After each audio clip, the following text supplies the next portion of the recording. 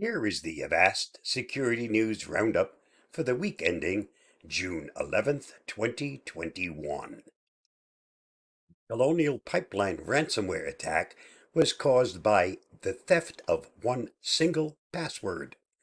Colonial Pipeline CEO Joseph Blount told a U.S. Senate committee that the ransomware attack that disrupted fuel distribution to the majority of the eastern United States was caused by attackers stealing a single password that protected the enterprise's VPN.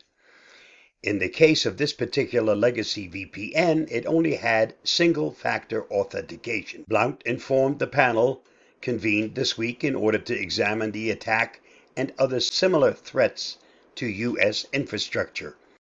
The single password theft cost the company 75 bitcoins, or $5 million, which it paid to the ransomers believed to be DarkSide, a group that has since shuttered operations. Reuters reported that some senators on the panel suggested Colonial should have consulted with the government before deciding to pay the ransom, as paying ransom is an act that goes against federal guidelines. Blount reported that he understood the decision to pay or not pay was a private matter to be handled within the company. Even though they received the ransom key, Blount said the company's IT infrastructure was still in recovery mode. On Monday, the Justice Department announced it had recovered 60 of Colonial's 75 bitcoins, though the value of the bitcoins has decreased. Ransomware gang targets SonicWall devices. Researchers have noticed a ransomware trend developing this year. Cybercrime groups are targeting SonicWall devices in order to breach corporate networks and deploy ransomware. According to the record, this continues a pattern that has been ongoing since 2019, where that angle of approach has been through security equipment itself. In this case, the equipment consists of SonicWall's VPN and network gateways.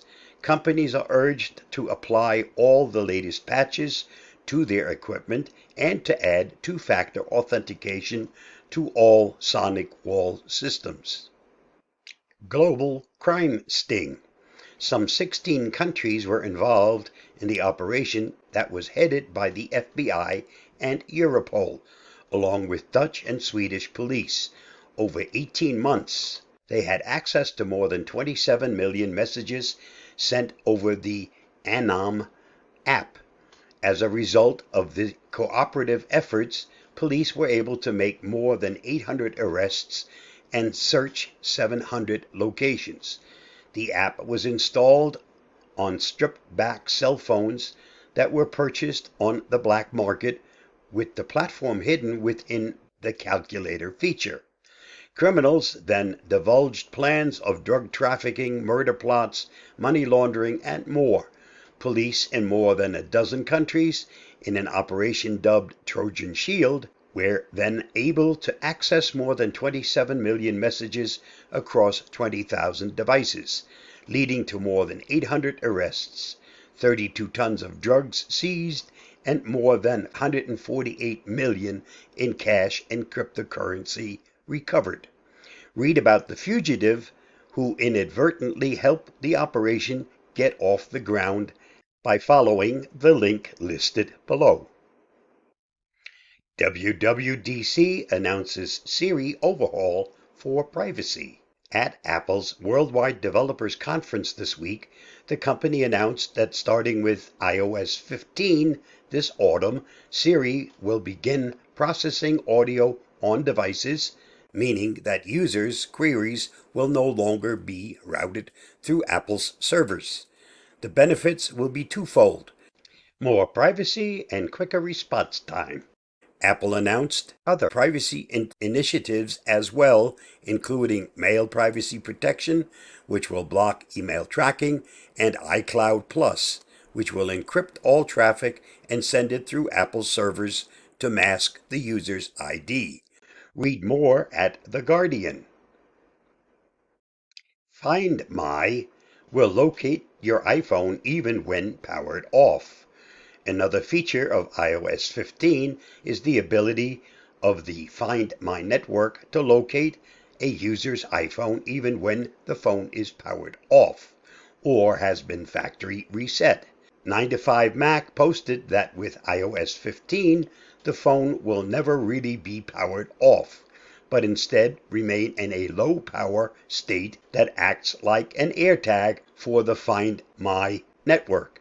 Users will be alerted of the new feature when the battery power runs low for the first time with iOS 15. To make the iPhone actually turn off, users will have to disable the low power FindMy mode in settings. Microsoft, Adobe, and Intel release giant Patch Tuesday updates. This week's Patch Tuesday was a big one across the computer industry, with Microsoft patching 50 flaws, Adobe patching 41, and Intel patching 73. The Microsoft update includes patches for 7 zero-day vulnerabilities, 6 of which have been exploited in the past. The Adobe update includes fixes for bugs found in 10 applications, including Acrobat Reader and Photoshop. The Intel update, amidst its 73 fixes, addresses 5 high-severity vulnerabilities impacting the Intel virtualization technology for directed I/O products, the BIOS firmware for some Intel processors, and the Intel security library. Now that you have all this information, make sure that you update. What do security cameras know about you? There's a big difference between those early home surveillance systems and the ones out there today. The difference is the fact that they're hooked up to the internet. So let's take a look at what security cameras in my and your neighborhood know about me and you. Obviously, every neighborhood is different and is going to have varying levels of surveillance. For example, if you live in public housing, you can probably expect that your building has some level of security systems that's monitored by the government agency that rents your building. On the other hand, if you live in a neighborhood that's primarily single-family homes, you're more likely to be watched by a variety of different private home security systems. And if you have shops in the neighborhood, you might also be surveilled by closed-circuit television cameras or other private security systems. Each of these presents a different potential privacy issue.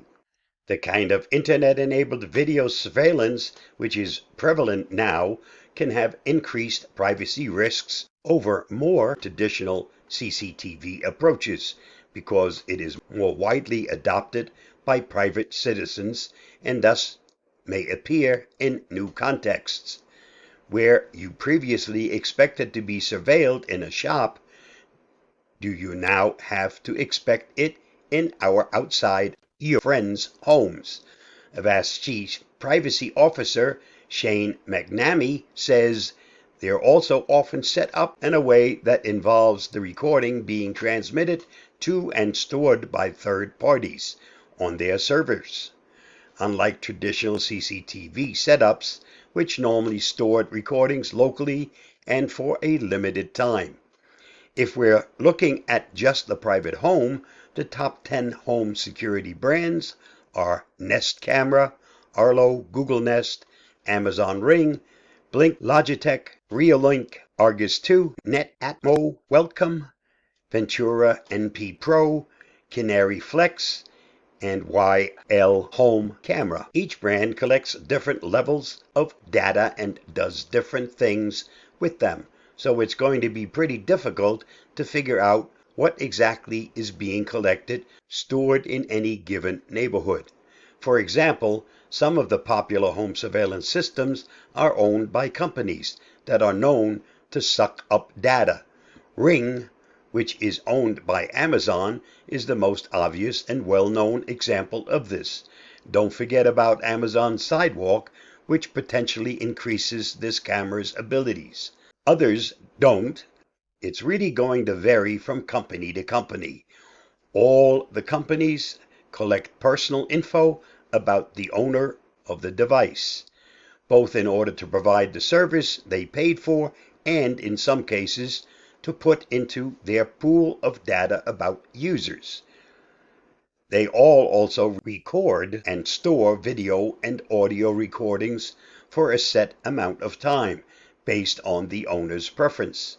It's kind of impossible to know exactly what's being recorded and stored about you by your neighbor's security cameras. Additionally, homeowners now post video of package thieves and attempted home entry to hyper-local social media sites like Neighborhood, sharing their information to an even broader audience than ever before. And when and if Amazon and other surveillance companies start incorporating facial recognition software into their product, the privacy implications will be massive. And that wraps up this week's Avast Security News Roundup. Stay safe, stay secure. I'll see you next week. Bye-bye.